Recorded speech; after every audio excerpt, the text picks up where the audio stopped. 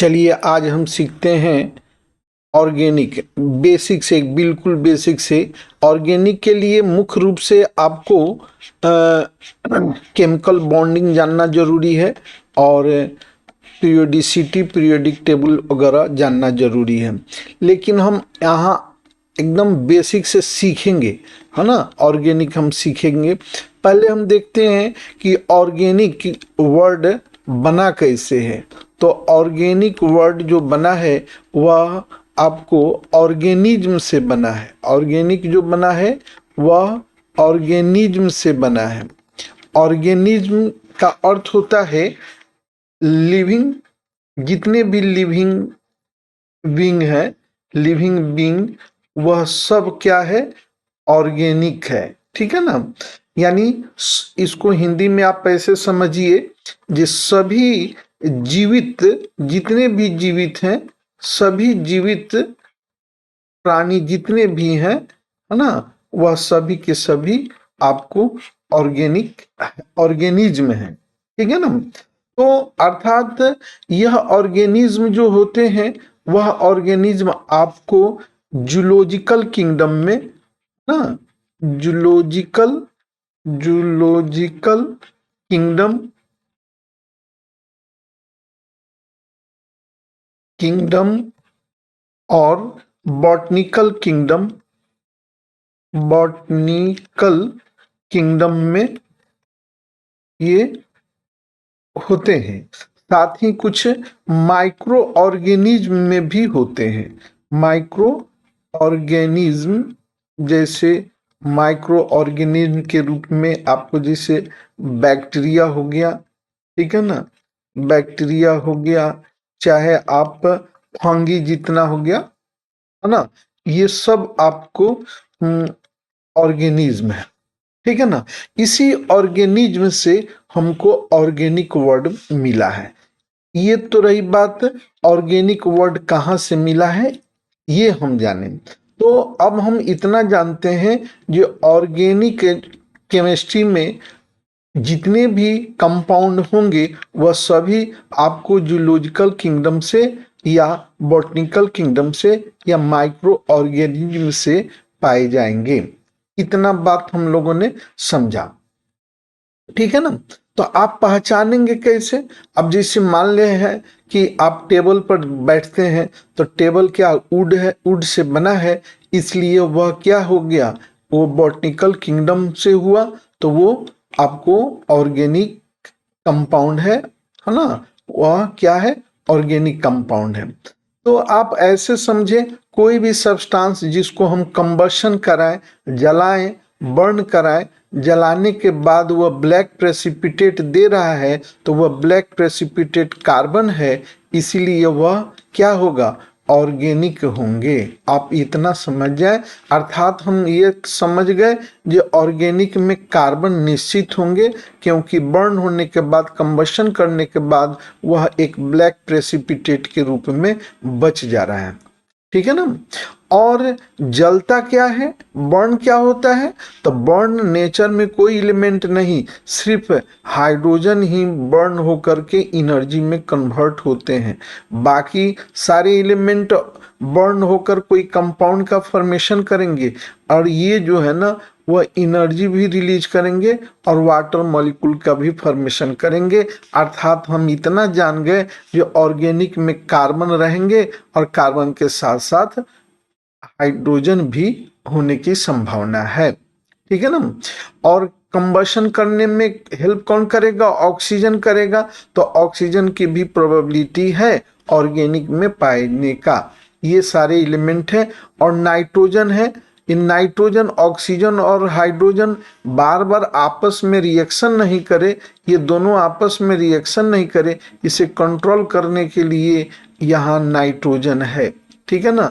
यानी ऑर्गेनिक में हम क्या देखें, ऑर्गेनिक में हम देखें ये कार्बन के साथ साथ, कार्बन के साथ साथ यहाँ पर आपको नाइट्रोजन भी होंगे, ऑक्सीजन भी होंगे और हाइड्रोजन भी होंगे, और सल्फर भी हो सकते हैं, है ना, सल्फर भी हो सकते हैं और हैलोजन भी हो सकते हैं। ये सब होने की प्रोबेबिलिटी है। तो ये हम आप भी अभी सीखे, हमने क्या सीखा कि ये ऑर्गेनिक में आपको मुख्य रूप से क्या होते हैं, कार्बन रहते हैं, नाइट्रोजन रहते हैं, ऑक्सीजन रहते हैं, ठीक है ना, और क्या होते हैं, सल्फर रहते हैं, हाइड्रोजन रहते हैं और हाइड्रोजन रहते हैं। हाइड्रोजन में बेटा आपको कौन कौन रह सकते हैं, फ्लोरीन हो सकते हैं, क्लोरीन हो सकते हैं, ब्रोमीन हो सकते हैं और आयोडीन, इतना सब ये रहेंगे। इसके अलावा फास्फोरस भी रहते हैं। सब बारी बारी से हम सीखते चलेंगे, अभी हम एकदम बेसिक से सीखते चल रहे हैं। ये ऑर्गेनिक में इतना सारे एलिमेंट निश्चित रहते हैं, कार्बन रहते हैं, नाइट्रोजन रहते हैं, ऑक्सीजन रहते हैं, सल्फर रहते हैं, हाइड्रोजन रहते हैं और हाइड्रोजन रहते हैं। हाइड्रोजन के रूप में आपको फ्लोरीन, क्लोरीन, ब्रोमीन और आयोडीन रहते हैं। अब जो केमिकल बॉन्डिंग नहीं पढ़े हैं वो इतना जान जाए, ये कार्बन की वैलेंसी आपको 4 होती है, नाइट्रोजन की वैलेंसी 3 होती है, ऑक्सीजन की वैलेंसी 2 होती है, सल्फर की वैलेंसी 2 होती है, बाकी हाइड्रोजन और हाइड्रोजन की वैलेंसी ऑर्गेनिक के लिए 1 होती है। जो वैलेंसी नहीं जानते हैं वो लोग ध्यान दें। वैलेंसी, तो सबसे पहले हम वैलेंसी के विषय में आपको बताना चाहेंगे, ठीक है ना। तो पहले वैलेंस इलेक्ट्रॉन से आप अच्छी तरह से समझेंगे, है ना। पहले देखें, मान लेते हैं हम नाइट्रोजन लेते हैं, तो नाइट्रोजन का एटॉमिक नंबर 7 हुआ, तो नाइट्रोजन का एटॉमिक नंबर 7 हुआ तो इसका इलेक्ट्रॉनिक कॉन्फ़िगरेशन आप क्या लिखेंगे, 1s2, 2s2, 2p3। यहाँ पर आपको ये आउटर मोस्ट ऑर्बिट में कितने इलेक्ट्रॉन हो, 5 इलेक्ट्रॉन है, इसलिए यहाँ पर वैलेंस इलेक्ट्रॉन जो होगा बेटा, वह वैलेंस इलेक्ट्रॉन जो होंगे वह कितने होंगे, 5 होंगे, ठीक है ना। अब हम यहाँ वैलेंसी देखेंगे, ये तो वैलेंस इलेक्ट्रॉन हो गया। अब हमको क्या देखना है, वैलेंसी देखना है, ठीक है ना। वैलेंसी क्या है, जितने इलेक्ट्रॉन लेंगे या देंगे, गेन करेंगे या लॉस करेंगे, ठीक है ना। अर्थात हम वैलेंसी देखेंगे यहाँ नंबर ऑफ अनपेयर्ड इलेक्ट्रॉन को समझने के लिए। देखिए, नंबर ऑफ अनपेयर्ड इलेक्ट्रॉन जितने भी होंगे, number of unpaired electron which involve in bond formation is known as valency.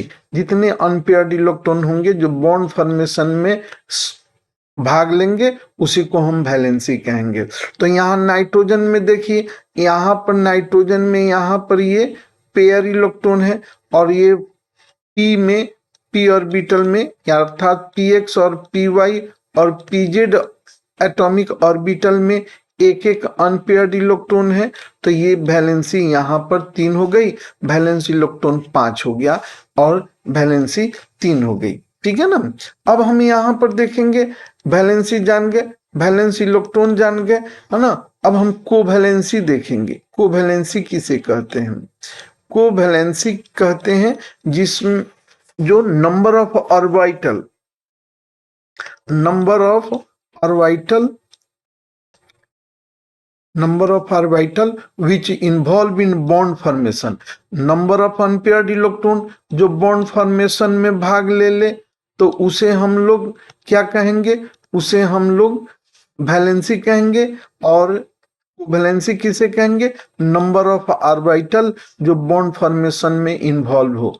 तो यहाँ पर आउटर मोस्ट ऑर्बिट में जितने भी आपको इलेक्ट्रॉन रहते हैं वो वैलेंस इलेक्ट्रॉन होते हैं, और जितने अनपेयर्ड इलेक्ट्रॉन होते हैं वो वैलेंसी होते हैं, और जितने इलेक्ट्रॉन बॉन्ड फॉर्मेशन में इन्वॉल्व होंगे वो कोवैलेंसी कहलाएंगे। अर्थात यहाँ पर 2s एटॉमिक ऑर्बिटल भी बॉन्ड फॉर्मेशन में भाग ले सकते हैं, 2px भी भाग ले सकते हैं, 2py भी भाग ले सकते हैं, 2pz भी भाग ले सकते हैं। तो इनमें कितना, 2s, 2px, 2py और 2pz, ये चारों एटॉमिक ऑर्बिटल बॉन्ड फॉर्मेशन में भाग ले लेंगे, इसलिए इसकी कोवैलेंसी 4 हो जाएगी। तो नाइट्रोजन की वैलेंस इलेक्ट्रॉन 5 हो गई, नाइट्रोजन की वैलेंसी 3 हो गई और नाइट्रोजन की कोवैलेंसी 4 हो गई, है ना। और सेकेंड पीरियड के जितने भी एलिमेंट है उन सभी एलिमेंट्स का कोवैलेंसी आपको मैक्सिमम कोवैलेंसी 4 होगा।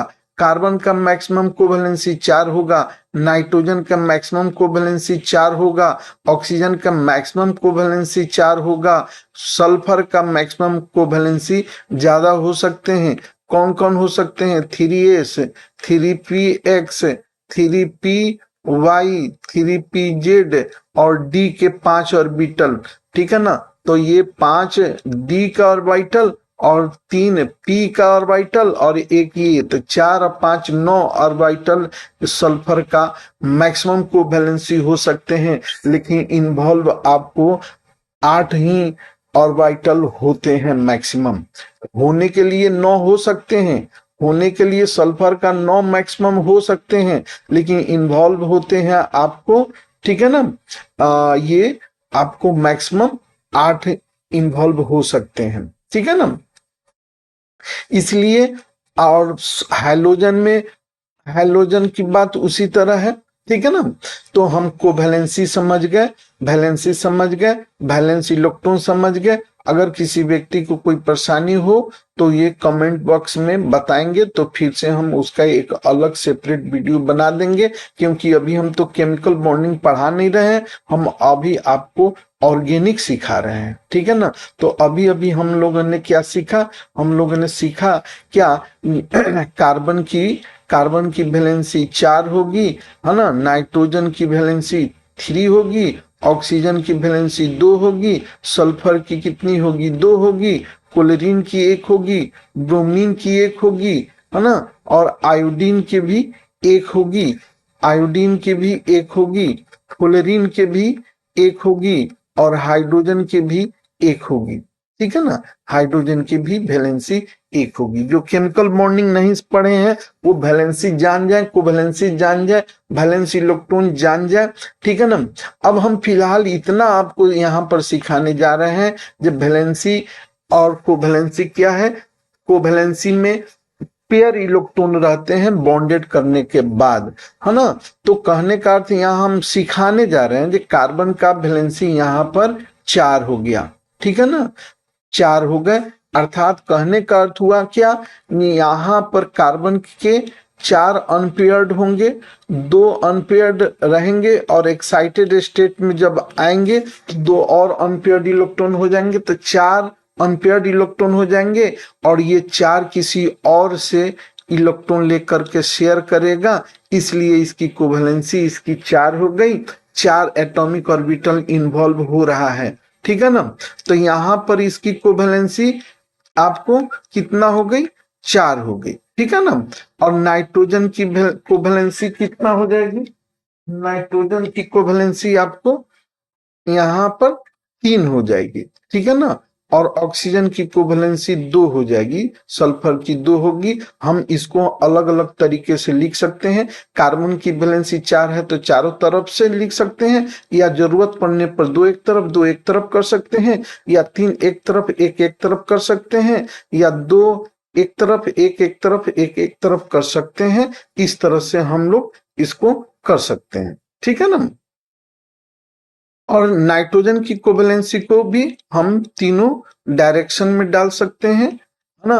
या 2 एक तरफ 1 एक तरफ कर सकते हैं, या तीनों एक तरफ कर सकते हैं। ऑक्सीजन की दोनों एक तरफ कर सकते हैं, सल्फर को दोनों एक तरफ कर सकते हैं, क्लोरीन ब्रोमीन आयोडीन इन सबों को एक तरफ कर सकते हैं। ठीक है ना? तो कोवैलेंसी हम जान गए। अब बारी बारी से सब इसके आगे जानेंगे। ज्यादा पढ़ाएंगे तो वीडियो लंबा हो जाएगा, इसलिए आज इतना ही। फिर नेक्स्ट वीडियो में हम लोग देखेंगे